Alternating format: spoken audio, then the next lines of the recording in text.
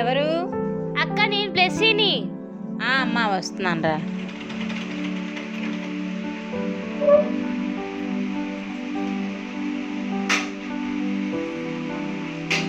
కొత్త డబ్బులు కొన్నాను, కొంచెం కుట్లేసివా?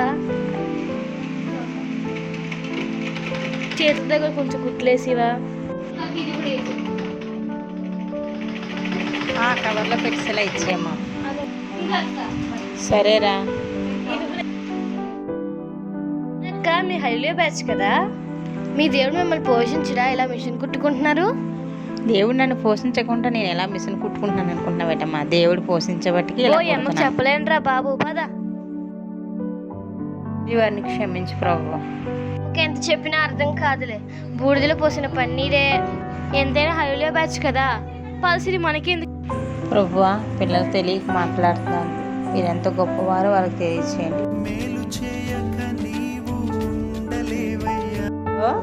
ఏదమ్మా, నేను చెప్పాను కదా నీకు డబ్బులు తొందరగా ఇచ్చిమని చెప్పేసి మాట మీద పెట్టి ఎన్నిసార్లు అడగాలి? ఒకసారి టైం పెట్టట్లేదు, ఏంటి పెట్టట్లేదు. ఇస్తానమ్మా. ఏదానికి అలా ఉన్నా కదా ఆలోచిస్తున్న కొద్ది నువ్వు అలాగే శుద్ధి మించిపోతున్నావు. లేదమ్మా, పిల్లలకు బాగోక ఇవ్వలేదమ్మా. ఎలాగైనా సరే నాకు డబ్బులు ఇచ్చివలసిందే. నాకు ఇబ్బందిగా అనిపిస్తుంది ప్రభు. ఈ అప్పులేంటి ప్రభు, ఈ ఇబ్బందులు ఏంటి తండ్రి? నాయన ఈ శ్రమను నేను భరించలేకపోతున్నాను ప్రభు. మీరు ఎలాగైనా సహాయం చేయండి ప్రభు. నేను ప్రార్థిస్తాను, దేవుడు నాకు ఏదో ఒక వారం తెలుస్తాడని ఒక విశ్వాసంతో ప్రార్థిస్తాను. యేసయ్యా నీకు వందనాలు తండ్రి, పరిశుద్ధుడా నీకు వందనాలు ప్రభు. నేను బిడ్డల్ని కూడా పోషించలేని స్థితిలో ఉంటున్నాను తండ్రి. నా బిడ్డల పట్ల నా ఉద్దేశం కలిగించిన వాడు కదా తండ్రి. ఈ అప్పులని సమస్యలు కూడా నన్ను చాలా బాధిస్తున్నాయి ప్రభు. ఈ న్యాయం చేయమని ప్రార్థిస్తుంది, ఈ కృపదయ చేయమని ప్రార్థిస్తున్నాను తండ్రి. అప్పులన్నీ విడిపించండి ప్రభు. మీరే సహాయం చేసి కృప చూపు అయా, నీ కృపలో నింపి నడిపించామని యేసు పరిశుద్ధ నామమున అడుగుచున్నాము తండ్రి, ఆమేన్. యేసయ్యా, నువ్వు నాకు మంచి వాగ్దానం ఇచ్చి నన్ను బలపరిచినందుకు నీకు వందనాలు ప్రభా. గొప్ప కృతజ్ఞతాస్తుతులు నీకు చెల్లిస్తాను తండ్రి. పరిశుద్ధ నీకు వందనాలు తండ్రి. గొప్పగా నువ్వు నాతో మాట్లాడి ద్వారం తెరవమని ప్రార్థిస్తూ యేసు పరిశుద్ధ నామమున అడుగుచున్నాము తండ్రి, ఆమేన్.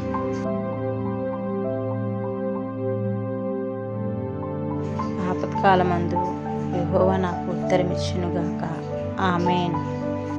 మేలు చేయక నీవు ఉండలేవయ్యా. ఫోన్ ఎత్తే మళ్ళీ ఏమంటారు? హలో హలో అమ్మా, ఇందాక ఏదో కోపంలో మాట్లాడేశాను, ఏమనుకోకు.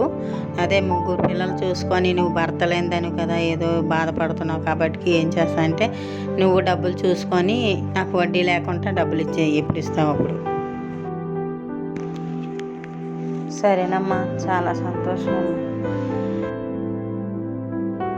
యేసయ్య, ఎంత గొప్ప కార్యం చేశావు తండ్రి. నాకు ఆపత్కాలం అంటూ ఉత్తరం అంటే ఏమో అనుకున్నాను తండ్రి, వెంటనే జవాబిచ్చి ఉన్నావు తండ్రి. మీ కోట్ల కొలు సూత్రాలు చెల్లిస్తున్నాను తండ్రి, నీ కృతజ్ఞతలు చెల్లిస్తున్నాను ప్రభా.